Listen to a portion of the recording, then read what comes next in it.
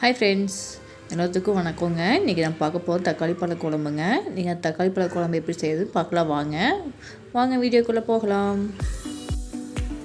இந்த தக்காளி பழ குழம்புங்க இட்லி, தோசை, சாப்பாட்டுக்கு, பணியாரம், சப்பாத்தி எல்லாத்துக்குமே நல்லா இருக்குங்க. செஞ்சு பார்த்து எப்படி இருக்குன்னு கமெண்ட்ஸில் சொல்லுங்கள். இஞ்சி ஒரு துண்டு போட்டுக்கோங்க. பூண்டு ஒரு 5-6 பல் போட்டுக்கோங்க.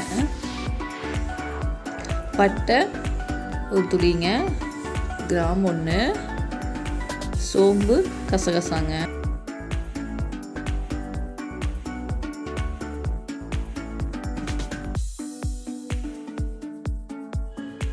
வரமிளகா 2 போட்டுக்கோங்க. சின்ன வெங்காயம் போட்டுக்கோங்க. சின்ன வெங்காயம் இருந்தால் நீங்கள் சின்ன வெங்காயம் யூஸ் பண்ணிக்கோங்க, இல்லைன்னா பெரிய வெங்காயம் கூட போட்டுக்கலாங்க.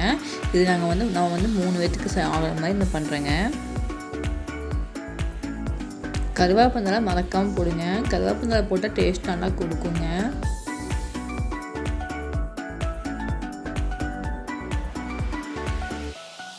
அடுத்து உப்பு போட்டுக்கோங்க. வெங்காயம் வணங்குறதுக்காக உப்பு போட்டுக்கோங்க. நல்லா வெங்காயம் நல்லா வணங்கி வரட்டுங்க. கண்ணாடி பதம்னு சொல்லுவாங்களா, அந்த அளவுக்கு வந்தால் போதுங்க. அந்த அளவுக்கு வந்ததுக்கப்புறம் தக்காளி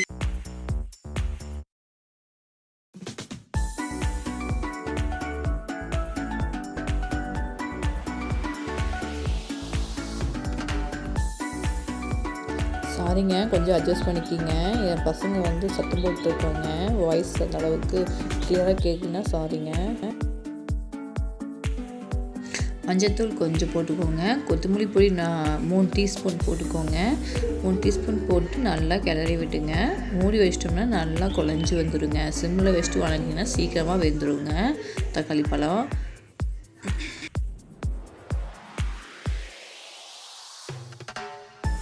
இந்த அளவுக்கு வந்ததுக்கப்புறம்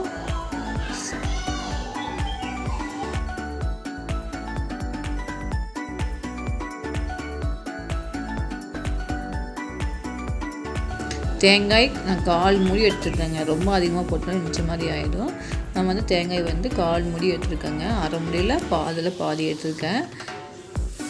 ஒரு டீஸ்பூன் பொட்டுக்கடலை சேர்த்துக்கோங்க. பொட்டுக்கடலை வந்து குழம்பு கொஞ்சம் திக்னஸ் கொடுக்கும். ஸோ நம்ம அதுக்காக சேர்த்திக்கிறோம். அடுத்து தாளிப்புக்கு வந்து எண்ணெய், கடுகு உளுந்தம் பருப்புங்க, கருவேப்பிலை, சின்ன வெங்காயம், மிளகா 1 போட்டுக்கோங்க.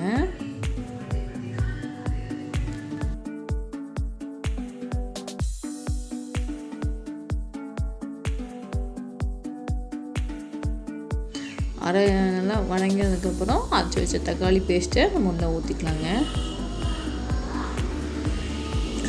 நம்மளுக்கு வந்து தண்ணி எந்த அளவுக்கு வேணுமோ அந்த அளவுக்கு ஊற்றிக்கலாங்க. ஏன்னா பொட்டுக்கடலையும் தேங்காயும் சேர்த்துக்கிறதுனால குழம்பு கொஞ்சம் திக்னஸ் கொடுக்கும். அதனால் வந்து தண்ணி வந்து தாராளமாக கொஞ்சமாக ஊற்றிக்கலாங்க.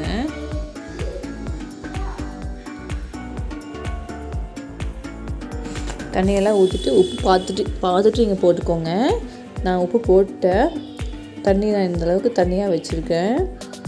இது கொதித்து வரும்போது எங்களுக்கு கரெக்டாக இருக்கும். கொதித்து வந்ததுக்கப்புறம் நல்லா கொத்தமல்லி தழை போட்டு உள்ளே இறக்கிடுங்க. சுட இட்லிக்கு ஜம்முன்னு தக்காளி பழ குழம்புங்க. வாங்க சாப்பிட்லாம் வாங்க. தேங்க்ஸ் ஃபார் வாட்சிங். பை.